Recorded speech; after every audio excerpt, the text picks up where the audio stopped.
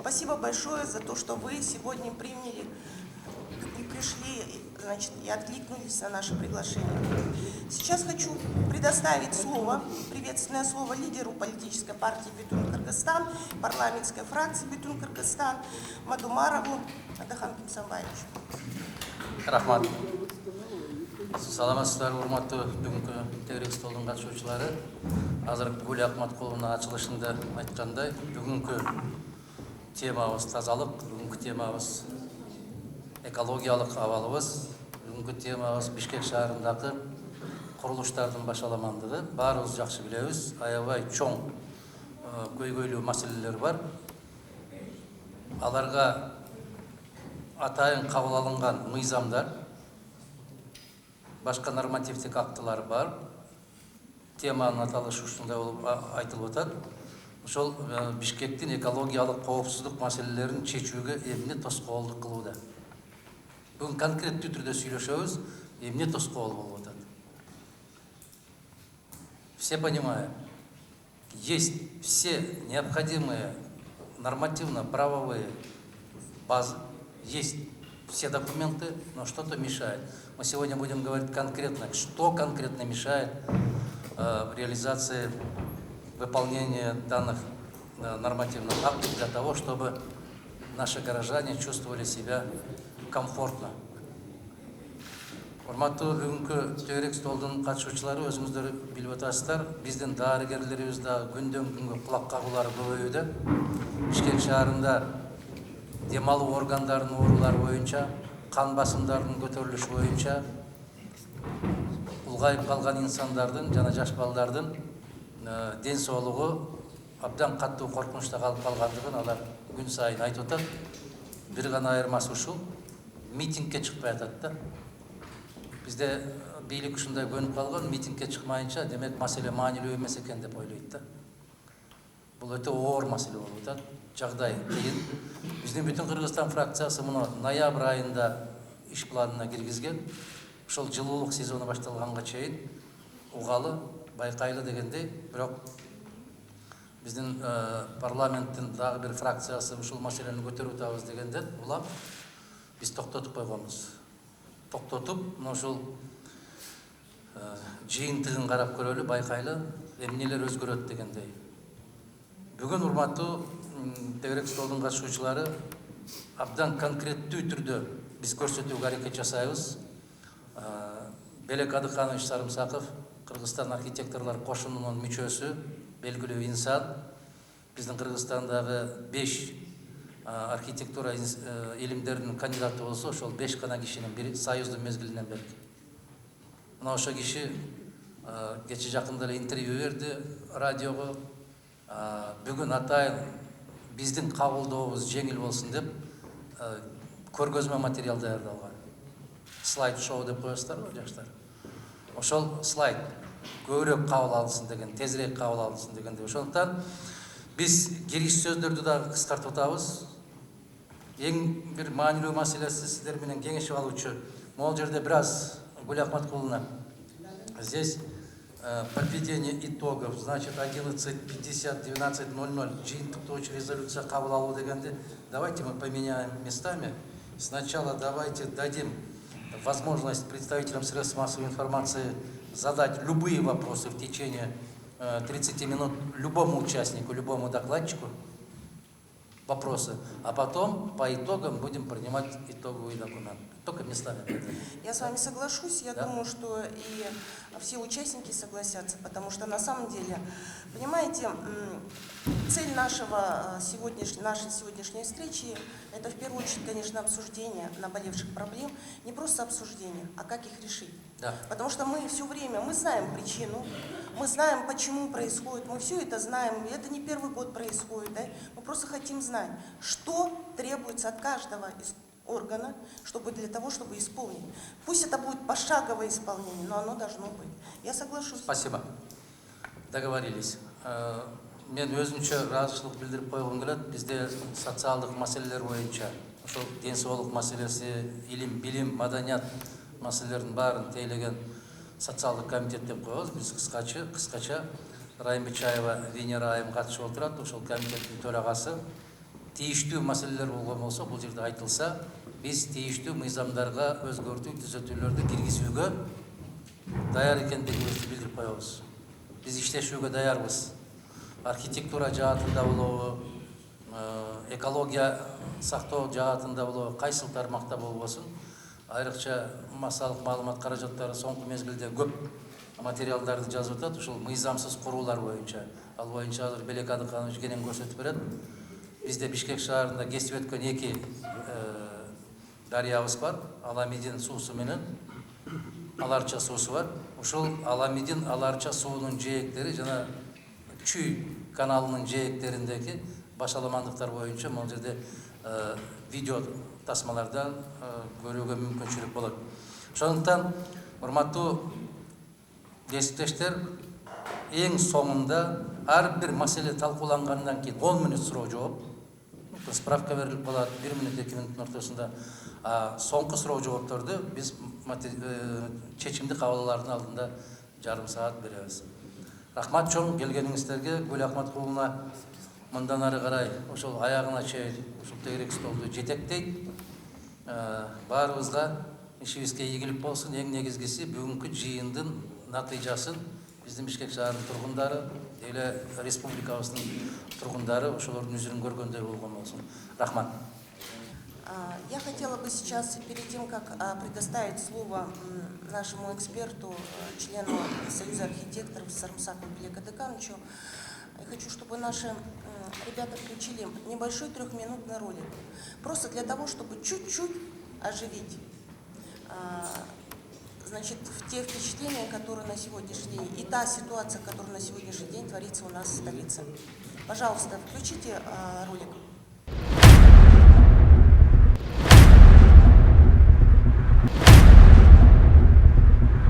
Бишкек шаары 50 жаңа конуш бар.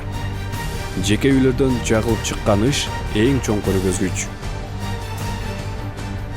Бул 47%-ды түзөт.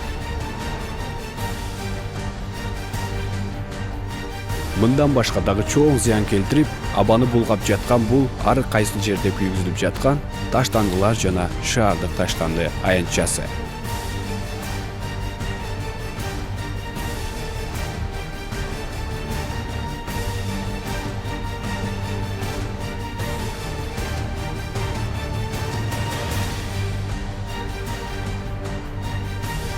Абаны булгоо боюнча экинчи орунда бул ТЭЦ турат. ТЭЦ күнүнө 6500-7000 тонна көмүр колдонулат. Бул смогтун 32,4%-ын түзөт.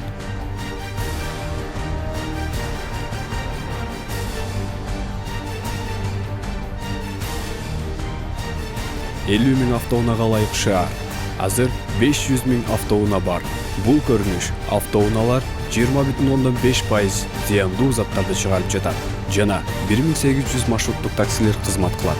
Бул да шаардын абанын булганышына жана тыгын болушуна таасири чоң. Абанын тазаланышына тоскоол болгон бул жаңы салынып жаткан көп кабаттуу үйлөр. Бул үйлөрдүн проектиси туура болбогондуктан абанын айлануусуна тоскоол болуп, аба айланбай жатат. Мындай абанын булганылышы жүрөк, рак жана ар кандай ооруларды козгоп, өлүмгө алып келүү коркунучу бар. Жана 3 жылдан 5 жылга өмүрдү кыскартат. Кыргызстан жашыл шаарлардын катарында алдыңкылардан болгон. Ошол убакта 540,000 калкка 700,000 бактырак болгон. Азыр миллиондон ашык калкка 276,000 дарак бар.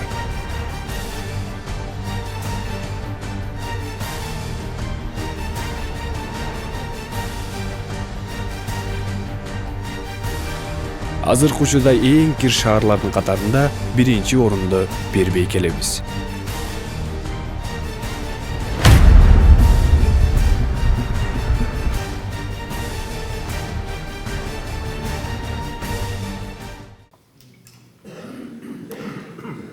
Уважаемые друзья, вы здесь увидели столицу. Судя по маленькому вот такому видеоролику, я, если честно, мне, конечно, очень больно смотреть, но я не вижу здесь столицы государства. Не похоже наш город на столицу государства. И это, наверное, большая боль и трагедия сегодняшнего дня, к сожалению. Поэтому Мы, наверное, здесь сегодня поэтому и собрались. Сейчас хочу предоставить слово члену Союза архитекторов, эксперту Сарамсакову Белек Адыкановичу.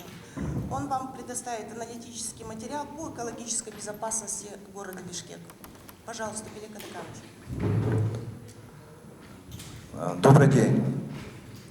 Сегодня здесь присутствуют на нашем круглом столе государственные исполнительные органы, муниципальные органы, министерства, ведомства, экологи, архитекторы. Все эту прекрасную ситуацию с городом знают. И не будем повторяться, я просто хочу сакцентировать ваше внимание в общей теме, что же мешает решению проблем экологической безопасности. Подчеркнуть именно градостроительные факторы, те, которые, в принципе, не затрагивались и не поднимался этот вопрос, в общем-то, зря. Поэтому свой доклад хочу составить, у меня он будет из двух частей. Градостроительные факторы, повлиявшие на экологическую ситуацию, на ухудшение ее. И второе, это градостроительные меры для решения, что же все-таки можно сделать.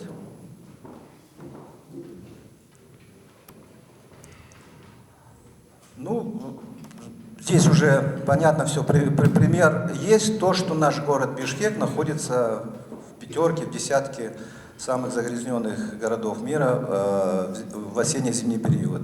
Ну, начнем с того, что саманный пояс столицы. Да, на самом деле, около 30 лет назад население наше за 30 лет увеличилось в 2 раза.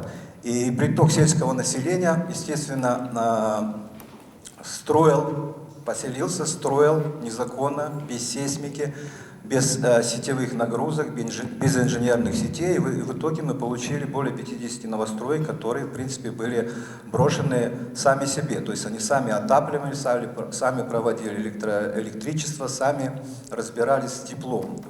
Вот. И можно сказать о том, что в стратегии развития и в генеральном плане новостроек нет, и не было тех расчетов, этих 220-250 тысяч жителей в генеральном плане не было заложено именно в этом саманном поясе, как назвали его жители города. Кроме того, с массовым строительством началось многоэтажных и высотных домов, резко стала возрастать плотность застройки жилых и общественных территорий. Сначала с арифметической прогрессией, потом с геометрической. По схеме выкупа 3-4 домов индивидуальных, и они сносятся, получается 15 соток, и на эти 15 соток ставят двухподъездный 100-квартирный дом. Хаотичное уплотнение центра города, южных микрорайонов привели к двукратному увеличению концентрации жилых зданий и сооружений, где процент застройки в большей степени достигает 80-90%. По нормам это должно быть 40%, но максимум это 50%. То есть в 2 раза в центре города увеличилось количество жилых домов. А это что опять означает? Это сети, это нагрузки, это плотность застройки, это продуваемость ветра. Особенно это ощущается на улицах Бакамбаева, Киевская, Токтагула, Советская и так далее. Уровень зеленых насаждений на территории города, опять по градостроительным нормам, да, должен быть 40 и выше процентов. Нормально 50%. У нас сейчас меньше 30%, это порядка 25-27%. Это говорит о том, что мы массово теряем озеленение. На количество насаждений, если во Фрунзе было на одного человека, достигало 50 квадратных метров на человека, то сейчас у нас 4 квадратных метра на человека. Опять это говорит о том, что мы просто на глазах у нас пропадает даже то название город, зеленый город, город Фрунзе. Если утверждена норма, вот для меня, я как не архитектор хочу сказать, для меня, например, открытие, что значит 40% должно быть на участке строения, а 60% благоустройства, включая озеленение. У нас на сегодняшний день такого нет. Я вот сегодня слышу такой первый раз. Разве 40-60% на сегодняшний день соблюдается, уважаемые коллеги? Давайте обсудим. В чем проблема? Кто должен нести ответственность? Почему у нас все время это продолжается безнаказанно? Когда-то же надо ставить точку. Что мы оставим нашему поколению, нашим детям? Сейчас, тем более, пандемия, как бы, я вам хочу сказать, она срубила многих наших и граждан, и подорвало здоровье многих, да, включая детей. Но если мы сейчас не возьмемся смело, жестко и не исправим ситуацию, и как-то в дальнейшем хотя бы что-то, какие-то примитивные и превентивные меры не примем, мне кажется, ситуация, она еще дальше будет. И что мы из года в год будем это обсуждать? Давайте конкретно, если есть конкретные вопросы докладчику, если какие-то конкретные предложения, я приглашаю вас к открытой дискуссии.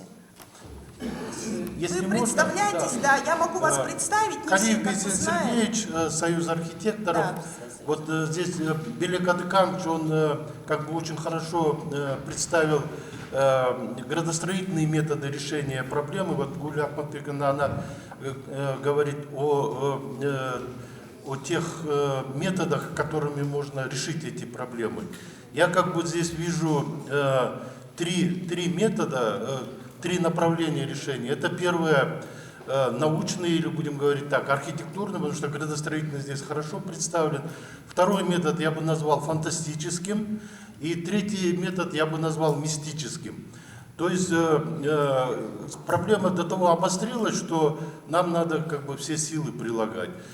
Что касается вот архитектурного или научного метода, я начну с юридического факта. Если вы помните, 5-6 лет назад у нас была авария на ТЭЦ, посадили 2 премьер-министров, несколько министров, и выяснилось там за 365 миллионов долларов они построили, взяли кредит и построили дополнительные мощности на ТЭЦ, как бы еще увеличив нагрузку на экологию нашу. И в результате мы сейчас вот этому Эксимбанку должны $500 миллиарда. Это все деньги из нашего кармана. Я взял калькулятор и посчитал, если бы мы все вот эти дома, которые потребляют энергию от ТЭЦ, утеплили должным образом по всем, так сказать, законам, то есть у нас сейчас получается потребление около 450 киловатт на квадратный метр в годовом исчислении. А если бы хотя бы до 45 довели, или вот как европейские нормативы до 15, то нам бы не только новые мощности не понадобилось бы вводить, но и даже тех мощностей, которые существуют, хватило бы с лихвой еще там на 5-6 вот таких вот жилых образований, да, будем так говорить. И это бы нам обошлось всего $100 миллионов. Вот, то есть вот здесь кроется как раз корень проблемы. И вот все вот эти новостройки не из-за того, что их много, а из-за того, что у них вообще там 600 киловатт на квадратный метр энергопотребления. То есть мы можем сколько угодно предлагать газифицировать, электрифицировать, все. Это все энергия, она вся берется из... в большинстве своем все равно дает нагрузку на экологию. И необходима государственная программа, то есть Европа это уже давно прошла, у них разработаны государственные программы, которые субсидируют вот, доведение вот этих показателей энергоэффективности до 15 киловатт на квадратный метр. Это научная как бы, часть. Есть еще фантастическая, я вот помню, в Алмате еще в советское время это была проблема, и в науке и жизни, хотя это фантастически, но обсуждалась серьезно вот такая проблема. Они над Алматой хотели повесить несколько аэростатов очень больших, окрашенных в черный цвет. Они бы нагревались и создавали бы микроциркуляцию воздуха. У нас, кстати, тоже можно в Бишкеке создать вот такие довольно много таких водных площадей, озер, будем говорить, хотя бы вдоль русел рек. У нас, кстати, есть предложения по вот этому, которые тоже создают микроциркуляцию. Вы знаете, там поверхность нагревается больше и создается вот такая циркуляция. Вот это фантастический вариант. Мистический вариант, он, конечно, немножко шуточный, но я бы хотел сказать, что здесь служители культа у нас серьезно не дорабатывают. Алиев Талабек Болтбекович, депутат Бишкекский городской кеңеши. Саламатсыздарбы, урматтуу бүгүнкү тегерек соонун катышуучулары. Биз шаардык кеңеш 19-жылы эле постановление кабыл алганбыз. ошол экинде баардык шаардык мэрия эмне иштерди кылыш керек баардыгын бергенбиз. Андан кийин пандемия болуп, аркы берки болуп, ошол ойдон эле анан мэрлер кайра алмашып атат, кадровый чехарда болуп, вице-мэрлер алмашат. Ошол ойдон аягында кимден сурабызды билбей калабыз да. Биз өткөндө дагы жаңы жылдын астында дагы постоянный комиссия бар, ушул курировать эткен эменичи, ушул экология жагын тек комиссия. Ал ар бир жума сайын карайт, өзүнүн заседаниясында порученияларды беребиз, бирок аткарылыш жагы начар болот. Анан кийин биз өткөндө акыркы жолу караганда мэр өзү айтты бизге дорожный карта түзүлөт, ошол экинин бардыгы менен астап кетебиз деп. Кайсы иштер эмне гана иштеп жүрөт деп ушундай бизге айтылды да. Анан кийин бул эми жаңы жылдын астында болду. Биз болсок эми дорожный карта неметсе шаардык кеңеште карайбыз го. Анан кийин бул жерде менин бир суроом бар эле, Динара Кутманова. Бул жерде мындай да, мэриянын бул маселени чечкенге ал жетпейт. Себеби деген биздин бюджетибизде 100 миллионго жакын общий бюджетке шаар берет, бирок бизге 8% эле калат. Ошонун 46% образованияга кетет. Азыр образованиянын жанагы повышение зарплатанын баардыгын кайра эле биздин шаардык кеңешке жүктөп атышыптыр. То есть шаардык бюджеткечи. Ошон үчүн бул маселелерди чечкенге мэриянын эмеси чамасы жетпейт. Анан бул жерде мындай да, бул эми бир эле шаардын маселе эмес, бул шаар борбордук бийлик дагы биздин экология министерствосу эмнеге существует. Ушул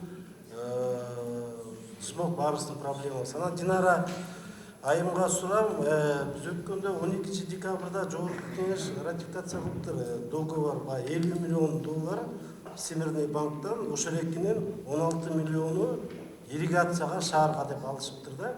Ошол бойдон ушул маселе дайыны жок. Анан кийин мындай да, биз жаз менен эменин баарын отургузабыз, зеленый насаждениянын баарын субботник кылабыз, баардык организация зеленхоз кылат неметет, но бирок ал суга болсо күзгө баары курап калат да. Ирригация проблемасы абдан күчтүү турат да. Динара Расимовна, есть что ответить? Вопрос, который вы поднимаете, я сейчас буду давать комментарии.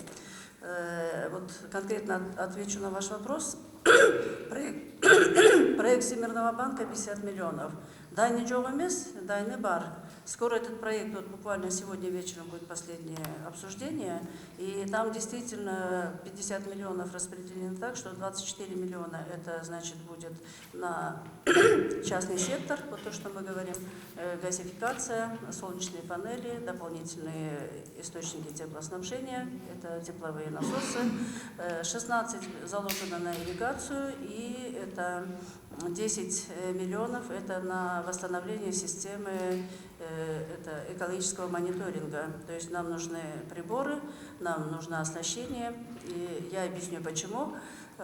Вот вы сейчас правильно говорите, министерство существует. Министерство создано всего год. И какое мы хозяйство приняли? Для начала бы хотелось спросить и вот сказать. Мы получили совершенно полностью разрушенную систему государственного экологического контроля. В 2012 году госэкоконтроль был переведен под юрисдикцию закона о проверках субъектов предпринимательства. Была создана госэкотехинспекция, которая стала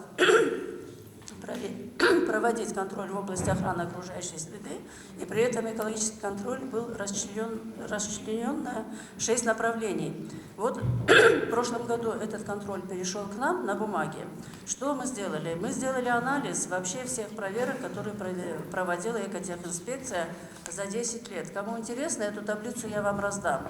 И что мы увидели? Что за 10 лет экотехинспекция всего проверяла 18,8% это то, что нужно проверять. Это предприятия первой категории опасности и промышленные предприятия. Остальные 80% это предприятия, не предприятия даже, это объекты сферы услуг. Там, где, в принципе, контроль не нужен.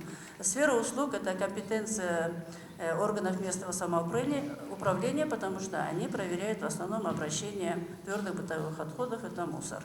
И что дальше? Вот ТЭЦ был за все эти годы проверен один раз. ТЭЦ Бишкек, который является одним из основных загрязнителей.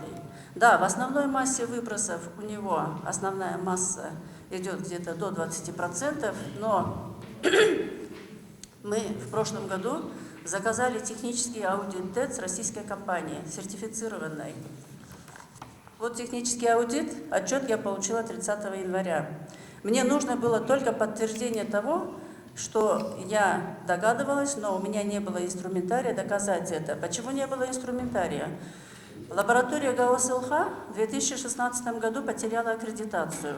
В 2021 году мы стали министерством и начали работу для получения свидетельства об аккредитации. Докупили необходимое оборудование, привлекли сотрудников, обучили правоотборщиков и всех других специалистов, и мы свидетельство об аккредитации получили 12 августа 2022 года. Но тогда, даже получив свидетельство об аккредитации, и ввели еще новые замеры, это контроль качества угля. Но и тогда у нас пока нет сейчас аппаратных и технических возможностей, и кадровых, чтобы проводить полный технический аудит. Поэтому я попросила российскую компанию на безвозмездной основе провести технический аудит и все-таки проверить, что там делается с фильтрами. Потому что по нормативам ПДВ, который последний паспорт, который был утвержден для ТЭЦ в 2012 году, вот он, 2012 год, действовал до 2017 года. Здесь норматив 18 тысяч тонн. Вот соблюдается этот норматив или нет? Вот то, что сейчас эксперт сказал, нужен экологический паспорт и норматив предельно допустимого выброса для Бишкека. Вот тогда было бы понятно, к чему стремиться, какие ограничения ставить. И вот я, чтобы проверить этот норматив, не имея инструментария, вот российская компания. На странице 224 эта компания четко пишет. Измерения на 12 котлоагрегатах, работа электрофильтров, скорости дымососов, в корпусах электрофильтров отбор пыли невозможно сделать, потому что там лючков нет для замеров, а те замеры, которые там проводятся, являются некорректными. Дальше они дают такие выводы. Запыленность по котлоагрегату, например, я просто два примера приведу. Номер 3 выше норм ГОСТа Российской Федерации. А вы знаете, что все ГОСТы Российской Федерации, в принципе, это наши ГОСТы, в 9 раз. Запыленность по котлоагрегату номер 4 выше ГОСТа в 7 раз. Запыленность по котлоагрегату 9 выше в 12 раз. Я думаю, комментарий излишний. Что они пишут? Какие рекомендации? О том, что нужно проводить замеры, нужно, значит, при этом они отмечают, что многие поля электрофильтров на момент проведения аудита просто были отключены. То есть это говорит о том, что электрофильтры, это фикция, они не работают. ТЭЦ, когда нужно, включает, когда... Я все-таки вас прерву по той простой причине, опять же, мы должны вернуться к теме нашего вопроса.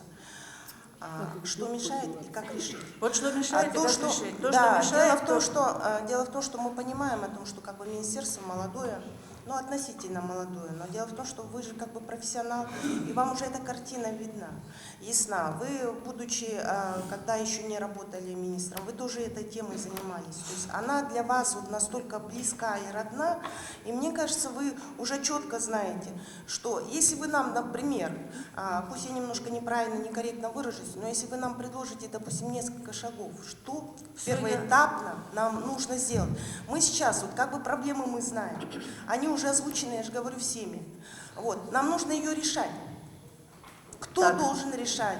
Как это должно быть? Если вы нам какие-то вот такие конкретные предложения скажете, вот, допустим, мэрия должна то сделать, Горкинеш должен это сделать, Госстрой должен это сделать, граждане Кыргызстана и, в частности, жители столицы должны это сделать. И вот тогда вот будет более детальный, конкретный разговор.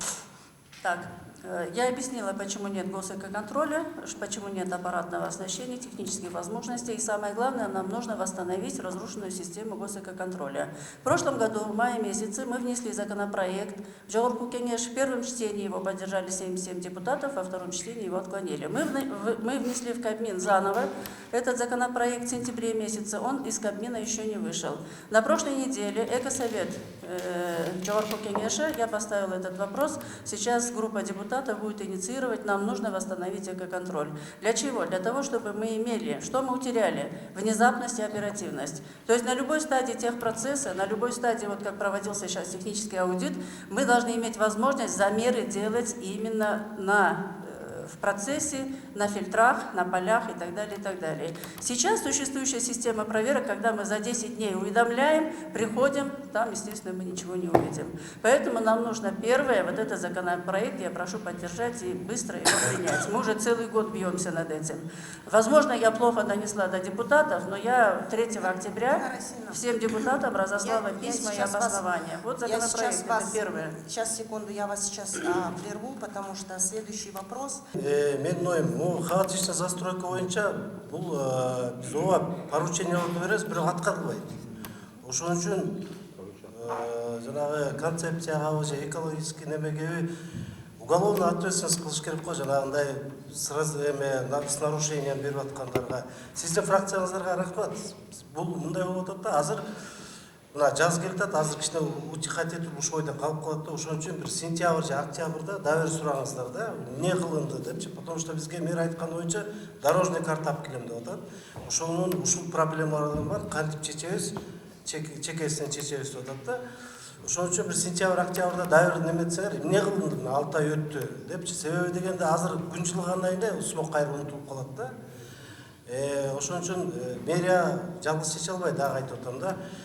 Менин оюмча, ТЭЦ боюнча биз сурап эле атабыз, булар фильтр коюш керек, же болбосо жанагы эски немеси фильтр коюш керек деп, фильтр замена кылгыла деп кайра айттык. Анан могу кара кеченин көмүрүнүн жана зорности высокий rak деп ушинтип атышат. Может быть, брикетированияны неметиш керек, ойлонуш керек. ТЭЦ, то есть кара кечеденчи, анан кийин ошондо баягы снижать этилеби, ушундай оюмда. Экинчи, озеленение боюнча, ирригация боюнча, ирригация болсо, озеленение болот да. Анан могу жанагы докладчик айтпадыбы, реки депчи, жанагы дарыялар депчи. Дарыялар чүй эмесине карайт. Ошон үчүн чүй водоканалга карайт да, жээги технический зона депчи. Биз мэрия ал жагына кирише албайт экен да. Ушул жагын караш керек. Анан кийин хаотичный застройка боюнча жанагындай болуш керек. Автомобилдер боюнча, ооба жанагы детсадтар, школдор болуп жанагы неметип атпайбы? Ошону биз мэрия жактан биз поручение берип, ушул жагын колго алганга аракет кылабыз. Ошол клубдагылар гана ошол школго барып, хотя бы снижать этиш керек да. Бул жагынан неметебиз. Бирок автомобилдер боюнча жана катализаторлор боюнча сиздердин немеңер керек да. Себеби көбү катализатор жок жүрөт. И жана электромобилдер алып келген боюнча пошлинаны алышты. Бирок могу эски машиналардын проблемасы турат да. Эгерде мисалы үчүн газга койсо, бир примерно бир $500-600 болот экен да. Ал эми эгерде ошол адам койбойт эски машиналаргачы, газга өткөнгөчү, бирок хотя бы $300 мэрия жакпы же республикасы бюджет төлөп берсе, $300 өзү төлөсө, кандайдыр бир эмеге автомобилдер башка источникке өтүп, ушундай деген оюм бар. Анан частичный, то есть частный сектор боюнча биздин оюбуз мындай да. Бизге ушул мэрибиз биз айткан айын Абилдаевди чакырып, анан кийин сүйлөшүптүр. Полиция этапына дагы бүт жаңы коңуштардын газга өткөрөбүз депчи. Быйыл көп каражат кетет, ошон үчүн 5 жыл массивти киргизип атышат 23-жылгача. Бирок ал жерде жанагы шиналарды жагышат экен. Ушундай маселелер бар. Аны биз болсо өзүбүздүн экологический инспекция бар, ошол жака поручение бул күндө жүрүш керек бул иш. Жанагы от жаккандарга ушундай маселелер болуш керек. То есть бул жерде эмнени айткым келип атат? Сиздердин да жардамыңыздар керек мэрияга. Ошондо гана свалочный полигон боюнча биздин мэрибиз айтты, быйыл деген полигонго 2 инвестор бар. Анан кийин быйыл болбосо свалочный полигон жана мусороперерабатывающий завод салабыз. Аркы биркилеп, кача бул жылы салынбаса да, кийинки жылы ишке кирип калса, кандайдыр бир деңгээлде маселе чечилет го дейбиз. Рахмат. Сейчас хочу слово предоставить вице-мэру. Он хотел выступить, мы до конца не дали слова. Спасибо. Я бы хотел кратко остановиться на тех мероприятиях, которую мэрия собирается в ближайшее время сделать. Как уже было отмечено со стороны Булатбековича, мэрия в этом году планирует газифицировать 5 жилых массивов. Вы знаете, что уже было и в презентации отмечено порядка 50 жилмассивов. На сегодняшний день 27 жилмассивов уже газифицировано. В этом году мы собираемся 5 жилых массивов газифицировать, и в ближайший среднесрочный период, то есть 24-25 годы, мы полностью хотим газифицировать город Бишкек. Кроме этого, уже было отмечено о том, что в городе не хватает автотранспорта, большеместного автотранспорта. В этом направлении со стороны мэрии предпринимается ряд шагов. Так, в прошлом году мы специально выделили 1 миллиард сомов для закупки большеместных автобусов. И в результате в этом году уже 120 автобусов будет уже пущено на линии. Кроме этого, в рамках международных финансовых организаций мы планируем в этом году уже закупить и поставить порядка 370 большеместных автобусов, чтобы решить проблему автотранспорта. Конечно, этого недостаточно. Кроме этого, со стороны правительства было отмечено, что будет оказана поддержка по закупке еще дополнительного автотранспорта. И в ближайший год-два, я думаю, что мы решим эту проблему. Кроме этого, мы собираемся перевести с твердого топлива на газ порядка 22 котельные, которые у нас сейчас в настоящее время есть. И эти планы на этот год уже поставлены. Вместе с тем мы ставим также задачу возобновить все-таки технический осмотр автотранспортных средств. Вы знаете, что в свое время это было отменено, и в результате, как уже было со стороны модератора тоже и со стороны выступающих отмечено, что автотранспорт не контролируется, нету катализаторов. Мы хотим, чтобы этот вопрос обратно был поставлен со стороны правительства. Мы также ставим вопрос о том, чтобы все-таки перевести, точнее улучшить уголь на высококалорийный.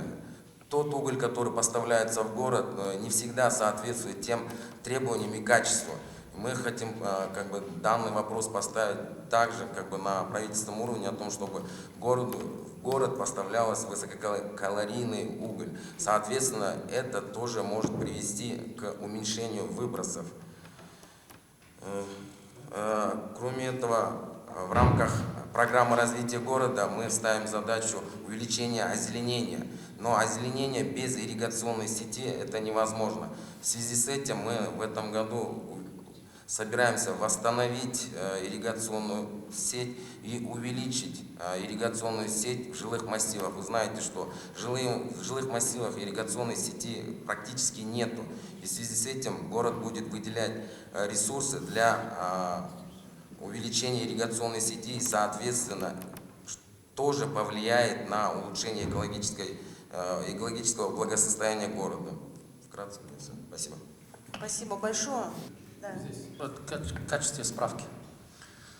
Урматтуу Бишкек шаарынын жетекчисинин орун басары айтып кеттиңиз да. Бишкек жылуулук борборуна стандартка туура келбеген көмүрдү алып келишет деп. Только что говорили, что она не совсем соответствует стандартам, тем требованиям, уголь, который поступает в Бишкекский ТЭЦ. Кто поставляет? Я не сказал, что именно для Бишкекского ТЭЦ. Хорошо, в целом. хорошо. Кто поставляет? Частные предприниматели. Кто проверяет? Кто дает разрешение? Вот этот вопрос из вопросов, уважаемые коллеги. Дорогие мои друзья, мы ходим вокруг да около, не называем конкретную причину. У нас есть в Бишкеке кыргызские предприниматели, которые дешевле и которые по качеству лучше, чем поставляемый уголь, но не дает разрешения. Понимаете? В этом трагедия. Об этом мы должны сегодня говорить. Вот сейчас Динара Асеевна показала, уважаемые коллеги, представьте себе, по загрязнению воздуха, оказывается, Пумтер Голд Компани и дом Куликовский – это на одном уровне.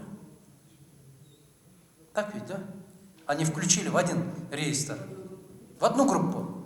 Вы представляете, Пумтер как загрязняет нашу экологию, точно так же загрязняет, оказывается, дом Куликовский, который делает торты. Это официальное решение. Айнанайндар, біз емне болып қалдық біз. Біз қайда баратабыз? Біз айтудамыз бүгін, емне тосқолды қылып атады.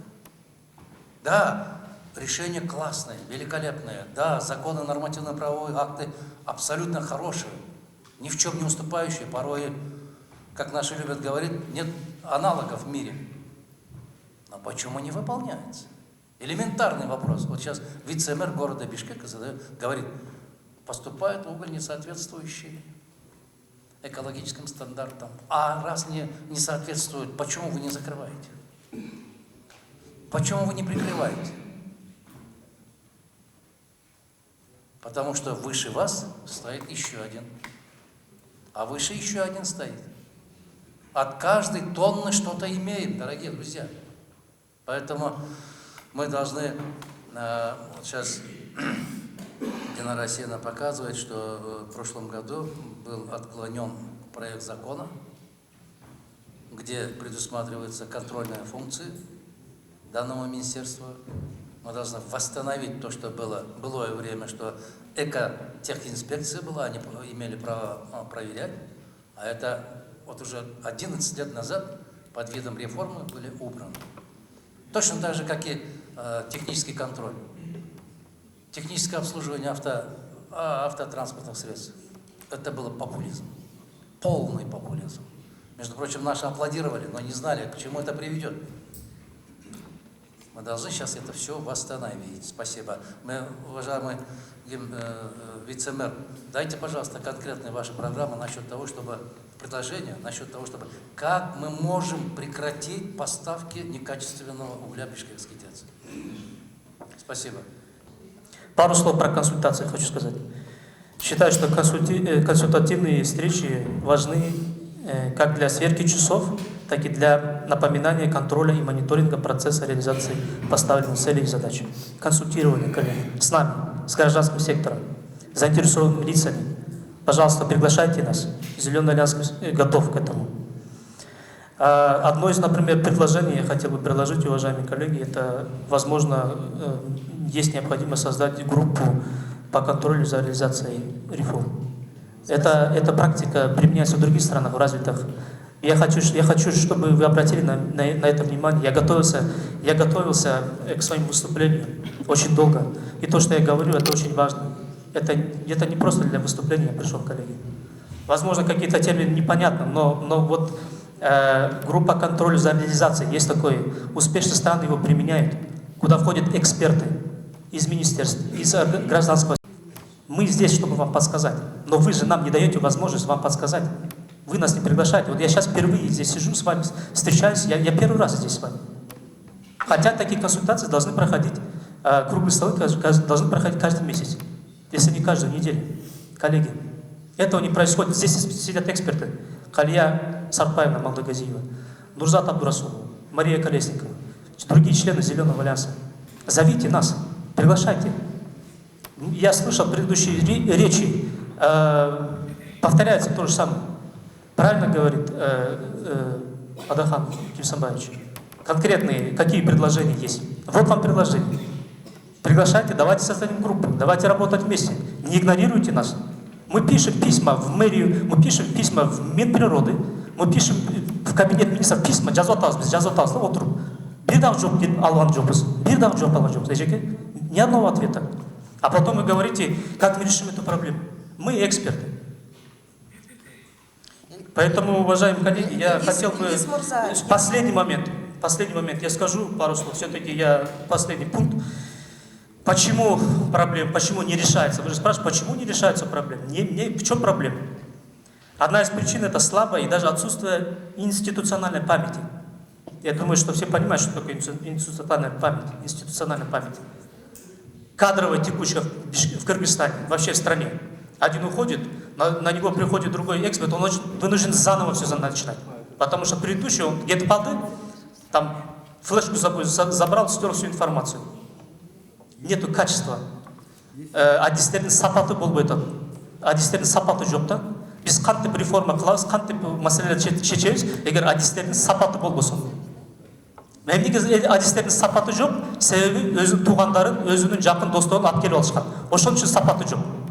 Егер сіздер действительно на основе знаний шақырсаңар, действительно, ошонда алар сіздерге ачуу чындыкты айтат. Они вам скажут: байке или урматтуу депутат, урматтуу жеке, вот так нужно делать деп. Это логика, это здравый смысл. А, конечно, өзүңө жаккан адамды же уруша албайсың, же андан сурай албайсың. Турам? Вот таки живет.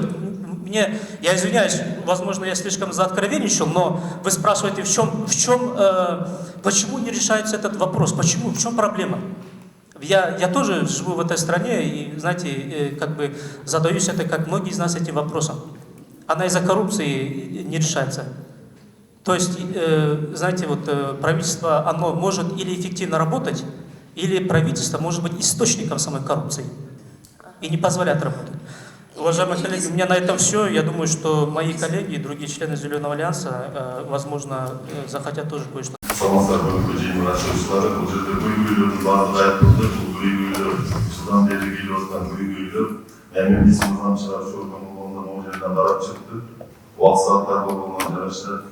Қарап жаңа жерде қарағанда бізде 9 мыңнан бар екен да.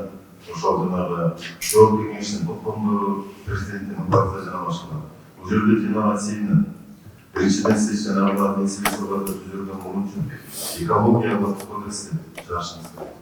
Эмне үчүн дегенде бизде баш мыйзам конституцияда жазылган. Конституциядан кийинки мыйзам кодекс. Сиз экологиялык кодексти жазып чыгарып жол кеңештердин түзүлүшүнчө бул үйгө жаңағы болбой шешілбейді. Ол тоқтамдардың негізінде жоқ кеңшілік тоқтамы же өкіметтің әскер бөлінісі жаңа башқа мизанда шешуге алып келген. Ошон үчүн эми өкмөттүн курамында башында сиз жүрүп турганда курамешнер болмаса оптимизация. Эми ар бир ай сайын 313 тонна токтомго өзгөртүүлөр алып келип атасыздар. Бул биринчиси декабрда Айыл шаруа министрлиги боюнча департамент химизация ошол полномочия берилген. Өткөндө алка инспекцияга дедиңиз, эми сиз кирдиңиз. Бизге мына экотекс инспекция полномочияны бергилди. Ошондо мамлекетте 17-чи контролирующий орган сиздер болосуздар да, 313 токтом негизинде. Ошон үчүн мен башында айткан сиздер экологиялык кодексте полномочияны көйгөйлөр чечилген. Ингиси муну мэрияда жана башкалар айткан баардыгын утуп берди жана эксперттер дегенде жана биздин специалисттер дегенде утуп ал жерде өзгөртүүлөрдү киргизүү боюнча бизге каалас коюш. Мен өзүм сунушумду айтат элем. Көрүп жана дорожная развязка строить, во-первых. И во-вторых, самое главное, что около 15 у нас переходов железнодорожных. Надо железную дорогу вынести за пределы города Бишкек. И тогда вот этот затор и многие проблемы решатся. Спасибо. Участников в конце, сказал Саматович, если вы обратите внимание, в нашем проекте в самом конце есть переименовать парламентскую фракцию Кыргызстан-Прозорскую возможность, а как продолжить конкретно, давайте запишем так. В октябре текущего года вынести на парламентское слушание в октябре.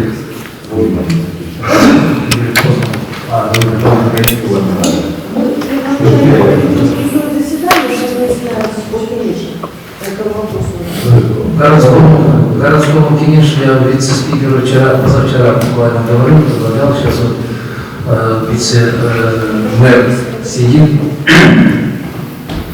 Я имею в виду конкретно по отопительному сезону, посмотрим. Если мы в октябре,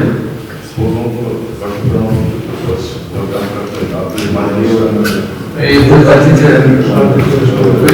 в июне? Да. Когда месяц? Мэр Мороза, когда месяц? Городской, да, совместно с ней, да? Тогда рекомендовать парламентской фракции Кыргызстан в июне месяце, да, вынести на парламентское слушание и еще раз посмотреть конкретно, что было сделано. И совместно с министерством, главным министерством экологии. Вот Динара Васильевна тоже. Давайте трехстороннее сделаем.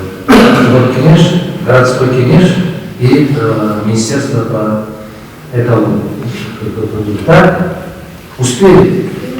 Это будет, я думаю, что это будет очень полезное дело. Очень нужное дело. Имеется в виду, знаете, инициаторами будем выступать мы, а одного будем привлекать и Министерство энергетики, и Министерство транспорта, и Министерство других ведомств, и железных дорог. Будем привлекать всех. Приглашать, сотрудничать, действовать, что мешает. Вот, такой же разговор будет, но только в узком формате. Что мешает? Что мы должны сделать? Абсолютно правильный вопрос был сейчас по кодексу по экологии. Это не только в Кыргызстане, но и очень актуальный вопрос. Разработка министерства. Вынесли? Вот буквально через неделю-две выносится на общественное обсуждение. Оказывается, давайте мы будем именно на начальном этапе подключаться не потом спорить, а вот в начальном этапе совместно изучать, может быть, дополнение, изменения. Легче внести сегодня, чем во время рассмотрения бюджета. Это процедура другая. Товарищ Сенариев даст добро. Я знаю предложение, которое будет затрагивать некоторые вопросы. Да. Поэтому на сегодняшнем этапе, уже на подготовительном этапе, будет легче вносить изменения и дополнения. Это я думаю, что это очень правильное, очень хорошее и продуктивное решение.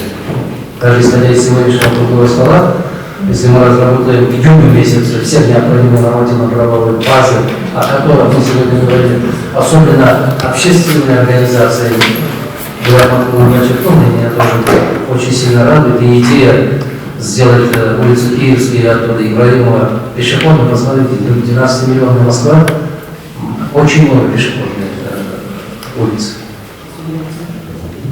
И это украшает город.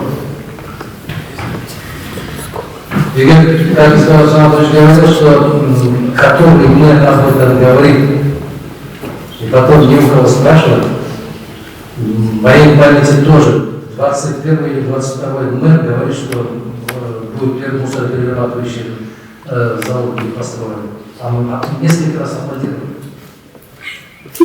Несколько раз аплодировали, к сожалению, очень рано. И помню, и австрийские компании тоже хотели построить, южнокорейские компании тоже хотели построить. Но однако приезжает и уезжает, мэры уходят и приходят, а город свалка, все растет и растет. Давайте будем надеяться на это. До июня месяца, уважаемые вице-мэр, вот тоже конкретизируйте, пожалуйста, полностью, хотя бы фундамент залили или не залили. Да? Капсулу закладывать — это плохая. Давайте конкретно заниматься этим делом. Спасибо, я еще раз выражаю благодарность. Всем, кто хочет внести какие-то предложения, пожалуйста, сегодня у нас вторник, следующего вторника ваши предложения, замечания, по резолюции по проекту. А потом, если вы доверитесь, необходимые люди, по которым и вынесет на общественности для информации. Хорошо? Спасибо.